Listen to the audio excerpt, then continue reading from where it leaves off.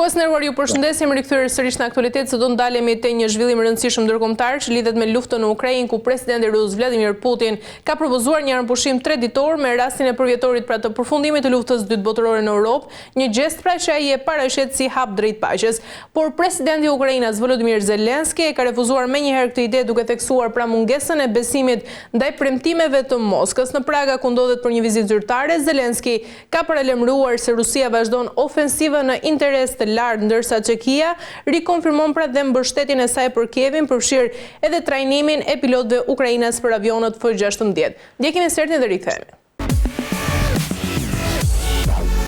Presidenti rus Vladimir Putin ka urdhëruar një armpushim 3 ditor gjatë përvjetorit të përfundimit të luftës së dytë botërore në Europë, duke cilësuar si një provë për gatishmërinë e Ukrainës për një armpushim të qëndrueshëm. Por presidenti i Ukrainës Volodymyr Zelensky e hodhi poshtë menjëherë këtë ide, duke thënë se nuk ka besim tek pretendimet e Moskës. Gjatë një konferencë të përbashkët me presidentin çek Petr Pavel në Prag, Zelensky tha se Rusia po flet për një armpushim, ndërsa njëkohësisht kryen më shumë se 200 sulme në një ditë të vetme, shifra më e lartë në muajt e fundit sipas një raporti ushtarak ukrainas. Ne e dimë kë kemi të bëjmë, kjo nuk është ere e parë që Rusia pretendon ndalimin e zjarrit dhe çdo herë është një mashtrim, tha Zelensky, i cili ndodhet në Çeki për një vizitë dyditore së bashku me bashkëshortën e tij. Ai njoftoi gjithashtu se po zhvillohen diskutime për krijimin e një shkolle trajnimi për pilot ukrainas në Çeki për avion amerikan F-16, projekt që nuk mund të realizohet në Ukrainë për arsye sigurie. Presidenti çek, një ish general i NATO-s, theksoi se Putin mund të aprofundojë luftën me një vendim të vetëm, por deri tani nuk ka treguar asnjë vullnet për ta bërë këtë. Mirë, kemi ndjekur insertin dhe sot për diskutuar mbi këto zhvillime dhe të tjera në pjesën e dytë kam të ftuar zotin Ardian Elezi. Zoti Elezi, ju përshëndes. Faleminderit, nderuar, kënaqësi edhe për mua. Kënaqësia është e imja. Zoti Elezi, sa i përket insertit që dëgjuam së bashku, pse presidenti Ukrainës Volodymyr Zelensky refuzoi menjëherë propozimin e presidentit rus Vladimir Putin për një armpushim 3 ditor? Nderuar, ashtu siç edhe në panel përmendet, me të drejtë presidenti Zelensky e ka refuzuar këtë, nisur pikërisht nga historicizmi i marrëdhënieve që ka midis dy shteteve dhe konkretisht edhe konfliktit të zgjatur, kur sa është bërë fjalë për armpushim, palët ndërluftuese kanë thyer atë, sidomos në rastin konkret të Rusia, që ka dëshmuar një mungesë serioziteti dhe si i tillë mosbesimi ka vend dhe justifikon edhe atë refuzim të prerë të presidentit Zelensky edhe për shkak të hipokrizisë, po edhe për shkak të kushtet që ka vendosur për armpushimin presidenti Putin. Po mendoj që nuk është thjesht vetëm një refuzim, është edhe një sjellje edhe psikologjike, një sjellje gjeostrategjike që i bën presidenti Zelensky, i cili përball një peshë të madhe historike që ka të bëjë me fatin e vendit, me vendimarrjen që do lidhet me paqen. Ku një pjesë e gjithë territorit të tij është e aneksuar dhe fati i cilës ende nuk dihet, e bën edhe për kretën e tij edhe patriotike edhe si lider për të bërë një betejë edhe psikologjike, por edhe për të qenë nesër pas nesër krahun e duhur të historisë, për të thënë që unë gjithmonë kam refuzuar gjitha përpjekjet për sa lidhet me aneksimin e Rusisë, me aneksimin e Ukrainës dhe kushtet që ka vendos Rusia. Kjo para dhe faktin që edhe vendosmëria edhe faktorit ndërkombëtar përballë gjithë kësaj situate ende pa qartë. Pavarësisht faktit që në një moment si kjo e ka mbështet qoftë SBA-ja dhe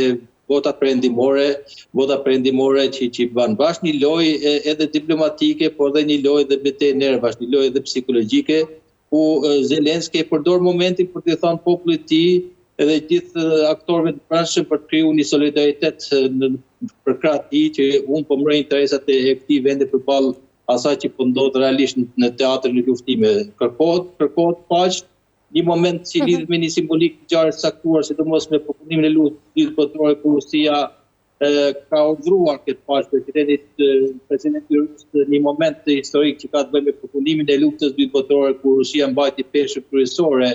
qoftë në kapacitetin njerëzor, po edhe atë që u përball me dëme materiale të tjerë, por që nuk është vendi dhe momenti të cilët Zelensky ka pasur arsyeshme që ta pranojë një paqë pikërisht nga mungesa e besimit, mungesa e seriozitetit, hipokrizia, sigurisht edhe nga mungesa e kushteve dhe garancive që kërkon një akmarrëveshje, e cila më shumë të është një instrument taktik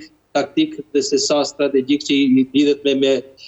paqen e qëndrueshme dhe afatgjatë që kërkohet në rastin konkret. Zoti Lezi,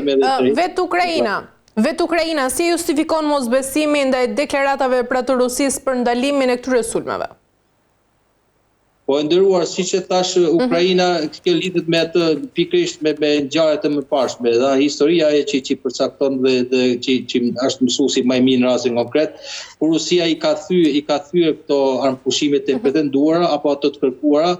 ku edhe pse është deklaruar në retorik ka qenë pro armëpushimit, gjithmonë ka bombarduar dhe edhe sfundi ka bërë bombardime në kuptimin e asaj që ndryshe ka deklaruar dhe ndryshe që ka vepruar. Bashkë historia dhe historicizmi i këtyre marrëdhënieve është ajo të cilët e ka bërë që Ukraina të refuzojë, por ndërkohë unë e shoh në një fjalë jo thjesht vetëm si një kërkesë mes palëve për pushim, po është një taktik më shumë që ndiqet, është një lojë psikologjike që të dy lider, qoftë Zelenski, e cila ai kërcënon cili do të bombardojë edhe një datë historike që ka të bëjë me përvjetorin e përfundimit të luftës dytë botërore, po kemi edhe një kundërreagim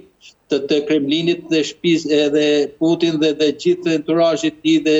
i zëvendës presidentit të Këshillit të Sigurisë Medvedev, i cili në rast se do ta goditet me fjalë parada ushtarake në eventin e përvjetorit të luftës dytë botërore, edhe ne do të godasim dhe Kievi nuk do të ekzistojë për 10 minuta, me fjalë. Është një luftë psikologjike që i bëjnë lider, por që lidhen me lojë gjeostrategjike të tyre, në kuptimin e asaj që për të fituar sa më tepër lidhen me diskutimet që do bëhen për armëpushimin. Dhe si tillë, pra aq kohë sa që armëpushimi nuk po arrihet, të dy palët kërkojnë me fjalë të japin sinjale pakojtueshmërie lidhë me kushtet e marrëveshjeve apo diskutimeve apo negociata që synon të arrijë. Për të thënë që nuk shepen nga kërkesat e mia për tërheqjen e trupave ruse nga territoret e pushtuara, si kundër kërkohet garanci ndërkombëtare lidhë me arritjen e marrëveshjes, shumë të tjera, me fjalë rujtjen dhe mbrojtjen e integritetit e shumë të tjera të cilët i ka kërkuar. Është një luftë psikologjike, një goditje që i bën mesazh që jep edhe perëndimit, për të thënë që unë nuk shqetësoj për sa lidhet me kërkesat e mia të drejta, pavarësisht se perëndimit diku i quhen edhe maksimaliste në lidhje me Krimen, lidhje me territoret e pushtuara në radhë. Është qartë, por zoti Lezi, çfarë roli po luan Çekia në mbështetjen e Ukrainës pra gjatë luftës që ka me Rusin? E nderuar, Çekia është radhitur çik kryetërisht në mbështetjet të Ukrainës, kjo për shkak të përvojës historike që ka pasur ky shtet me ish perandorin e dikushme sovjetike, një vend i pushtuar për saj dhe si tillë përvoja ai që flet dhe ka rreshtuar për krah Ukrainës 100 ditë e para dhe ka një mbështetje dhe një rol të konsiderueshëm sa moral, sa politik, sa diplomatik, sa ushtarak, simbolik gjithashtu edhe për shkak të peshës që ka Çekia, po duke pas parasysh faktin që Çekia është një vend antar i NATO-s dhe i Bashkimit Evropian, mesazhet që përcillen janë të mëdha për te simbolikës së gjeografisë së tij dhe si tillë vlerësohet ky roli dhe rreshtimi i Çekisë në radhë vitit e parë saj, edhe për të dhënë sinjal kohezioni gjithë vendet anëtare të Bashkimit Evropian, të cilët në një moment caktuar edhe janë kulatra, por kanë pas dilemat e tyre për sa i përket qëndrimin ndaj Rusisë, dhe kemi parasysh që Çekia ka qenë qoftë në aspektin politik, leadershipi i saj ka mbështet dhe ka dënuar agresionin, ka qenë pro sanksioneve, ka pas mbështetje diplomatike, ka pas mbështetje politike, ka krijuar dhe infrastrukturën e duhur për sa i përket suportit për emigrantët, refugjatët ukrainë emigrantët të cilët kanë ardhur në Çeki dhe janë strëhuar, po sikundër një ide dhe ka dënuar një zë gjithë strukturat ndërkombëtare, të organizmave ndërkombëtar, të OKB-s, të Bashkimit Evropian, duke kërkuar një lloj solidariteti, po ashtu edhe rëndësia shumë e madhe është për vetë faktit që është vend antar i NATO-s,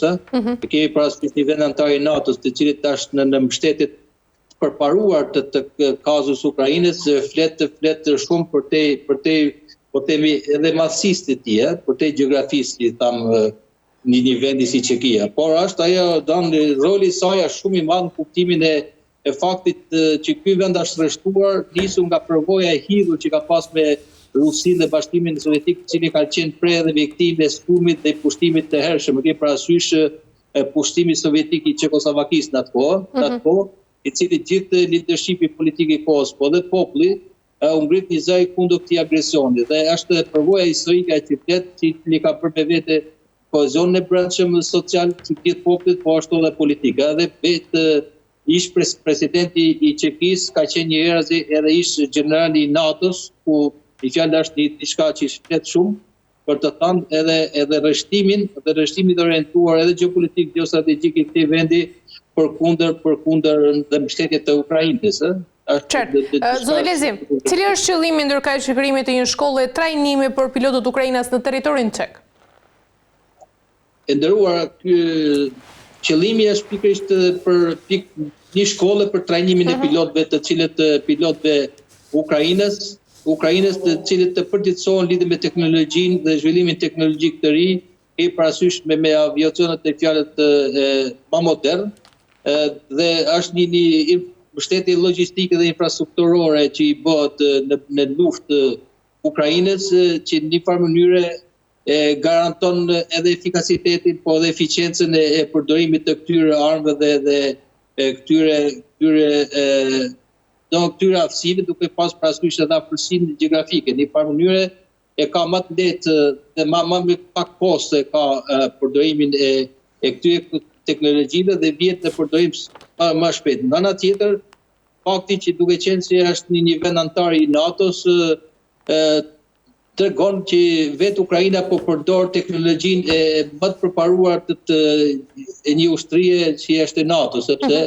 aty duke qenë vend antar i NATO-s, Ukraina në një farë mënyre përgjithësohet dhe rrit kapacitetet e saj mbrojtëse pikërisht me gjithë armatimin që posedon ushtria, po themi e organizatës më të fortë kolektive të mbrojtjes, si është NATO, kjo bëhet dhe arrihet përmes kujt, përmes Çekisë, e cila në një farë mënyre rrit aftësitë kualifikuese të pilotëve të saj në një vend antar të NATO-s, vend antar NATO. Në një farë mënyre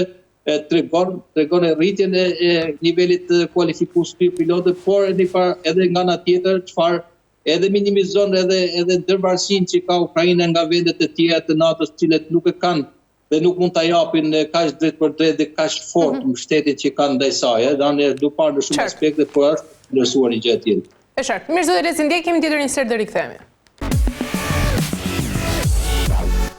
Sekretari i përgjithshëm i OKB-s Antonio Guterres ka dënuar sulmet e vazhdueshme të Izraelit në territorin sirian, duke i cilësuar si shkelje të sovranitetit të Sirisë. Duke folur për mediat, zëdhënësi i OKB-s deklaroi se Guterres po ndjek me shqetësim rritjen e tensioneve në disa zona të Damaskut dhe dënon të gjitha aktet e dhunës ndaj civileve, si dhe çdo veprim që përshkallëzon tensionet. Në këtë kontekst, ai dënon gjithashtu shkeljen e sovranitetit të Sirisë nga Izraeli, përfshirë sulmin ajror të fundit pranë pallatit presidencial në Damask. Është thelbësore që këto sulme të ndalen dhe që Izraeli të respektojë sovranitetin, unitetin, integritetin territorial dhe pavarësinë e Rusisë. Ai shtoi se Guterres mirëpret përpjekjet e qeverisë siriane për të ulur dhunën dhe për të ruajtur stabilitetin, duke u bërë thirrje autoriteteve që të hetojnë në mënyrë transparente dhe të hapur çdo shkelje të raportuar. Sekretari i përgjithshëm nënvizon nevojën për një tranzicion politik të besueshëm të rregullt dhe gjithëpërfshirës në përputhje me rezolutën 2254 të Këshillit të Sigurimit. Më herë, gjatë ditës së premte, ushtria izraelite krijoi një sulm ajror pranë pallatit presidencial në Damask, duke pretenduar se objektivi ishte prania grupeve të armatosura në jug të qytetit dhe kërcënimet ndaj komunitetit druz.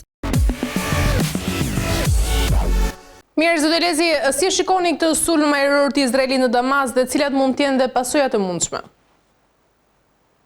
Nderuar, është një përpjekje që bëhet për ta prish paqen dhe stabilitetin në Siri dhe me të drejtë sekretari i përgjithshëm i OKB-s e ngresi shqetësim në ushtrim të gjithë tagrit e vet, po themi të kësaj organizate, e cila ka në objektivin rujtjen e paqes dhe stabilitetit dhe parandalimin e konflikteve, ku po që ka qenë pas zone duke pas parasysh rezultatin e këtyre aksioneve. Është mjaftuar thjesht me fuqinë e saj sot në raport me atë që kërkon, atë që kërkon hard power, nuk një dimension i cili i mungon për i vërtetë dhe ka qenë sfiduar OKB-ja në gjithë konflikte, sidomos e lindjes mesme, ku është dashur përballet edhe me arrogancën e leadershipit të Izraelit apo gjithë luftave dhe konflikte që po ndodhen atje, dhe OKB-ja ka dështuar për i vërtetës, por e bën edhe për kredin e saj, edhe morale, po edhe ligjore dhe diplomatike në mbrojtje të drejtës ndërkombëtare, për pikërisht për parandaluar përshkallëzimin e konfliktit në Siri, e cila është një paqe e prisht për hir të vërtetë. Pavarësisht faktit se si justifikohen këto nga ana e Izraelit, mendoj që nuk ka vend shumë për të legjitimuar këto lloj sulmesh duke goditur sovranitetin dhe integritetin territorial të një shteti i cili është i pavarur dhe OKB-ja si organi më i lartë i drejtës ndërkombëtare, i ngarkuar për këtë qëllim është pikërisht për të garantuar integritetin, sovranitetin e shteteve përkundër konflikteve apo përkundër sulmeve që bëhen nga shtetet e tjera. Dhe në rastin konkret kërkon edhe një farë mënyre edhe për të gjetur edhe një mbështetje edhe për vendet anëtare të OKB-s, por edhe për vendet e lindjes arabe të lindjes mesme që OKB-ja është në mbrojtje të kësaj drejte dhe të mbrojtjes të lirive themelore dhe të veriut dhe mosshënimit të integritetit dhe sovranitetit, i cili për hir të vërtetës është në rastin e Sirisë është shumë e brisht situata për shkak të asaj situate të cila ka kalu, por që Izraeli e shfrytëzon brësinë e saj për arsyet e saj gjeostrategjike për të garantuar dhe kufitë e saj verior dhe edhe këto janë ato strategji që përdor Izraeli në gjithë gjeografinë e konfliktit në lindjen mesme, ndër aty ku mendon që asaj i vjen rreziku, aty godet, pavarësisht se sa e drejtë është kjo. Në një serë, zoti Rezi, u përmend edhe rezoluta 2254 e Këshillit të Sigurimit. Çfarë përfshin ajo dhe pse është kaq e rëndësishme për të ardhmen e Sirisë? E nderuar, rezoluta për vetë faktit që është një rezolutë miratuar nga gjithë anëtarët nga OKB-ja, tregon një farë mënyre edhe forcës detyruese për të zbatuar nga shtetet, nga gjithë shtetet, është shumë e rëndësishme për të ardhmen e Sirisë, për garantimin e integritetit, sovranitetit e këtij shteti, për demokracinë, për shtetin ligjor, për zgjedhjet e lira dhe të ndershme që kërkon të respektohen, për